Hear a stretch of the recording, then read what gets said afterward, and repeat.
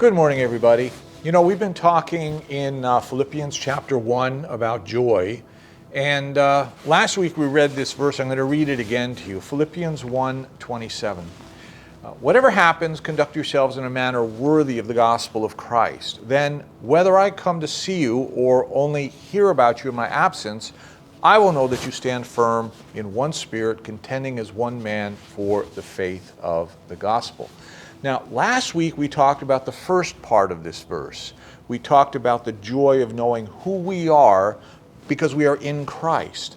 And we talked about the fact that that allows us to live confidently in Him in every circumstance, knowing that we are in Him without changing like chameleons.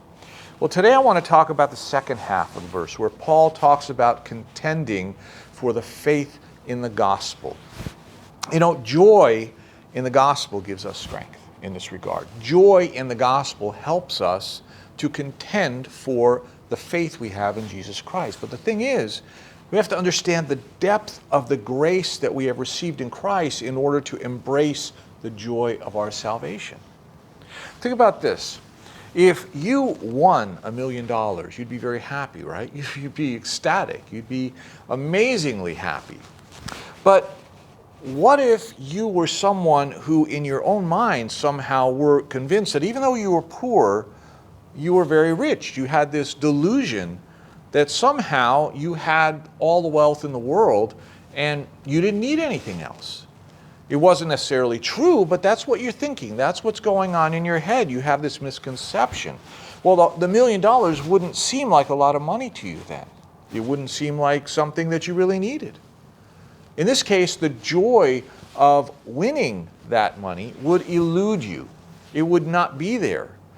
You must grasp the enormity of your need for help and the magnitude of the gift being offered in order to have that joy of receiving that gift. You know, I always talk about something that I call the Mr. Magoo syndrome. I don't know if you remember this. I'm sure many of you do. But when I was a kid, there was a cartoon of a man named Mr. Magoo. And the thing about him was that he was blind. He was completely blind, but he never admitted it. He always walked around as if he wasn't blind.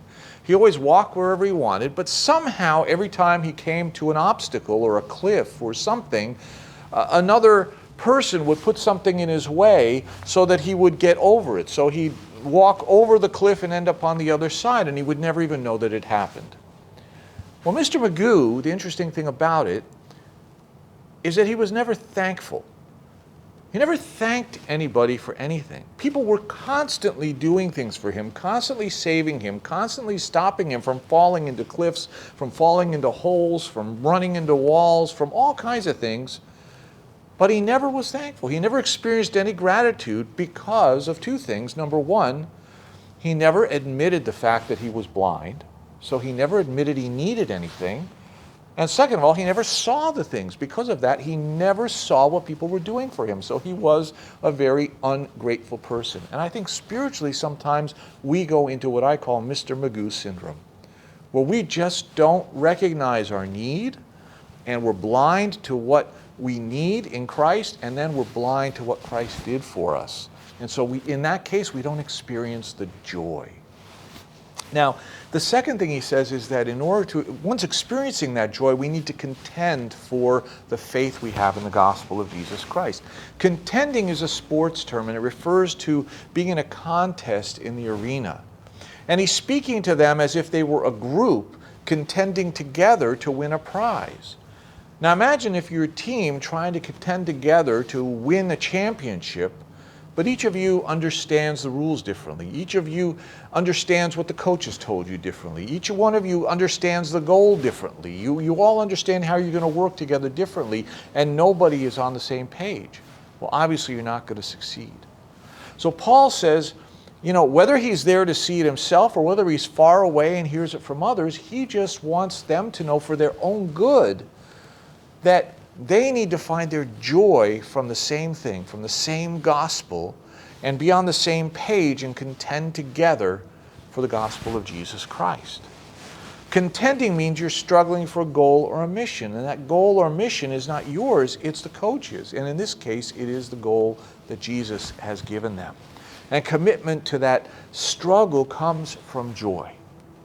So if you don't experience that joy, if you have not understood the greatness of the salvation you have received in Christ, if you are suffering from Mr. Magoo syndrome, then not only will you not have the joy, but you will not be motivated to contend for the faith as Paul tells them to do. Paul says, stand firm and contend in one spirit as one man.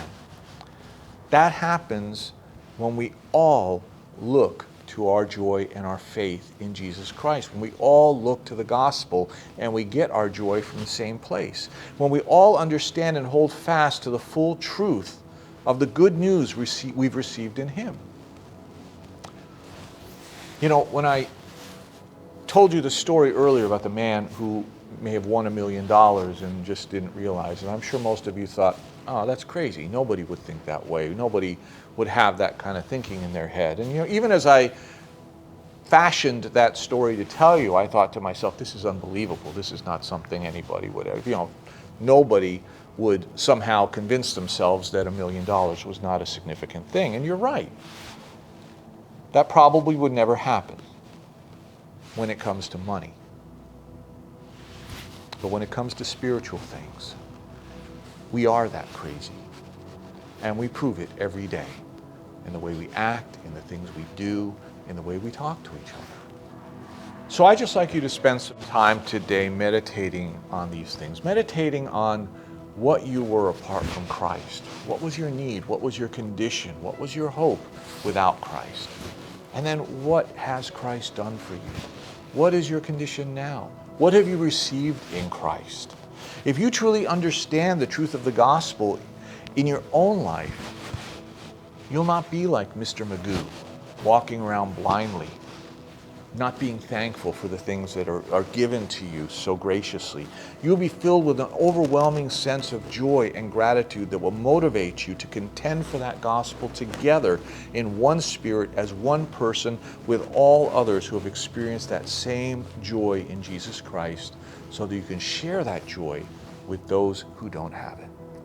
God bless you and have a joyful day living for Jesus Christ.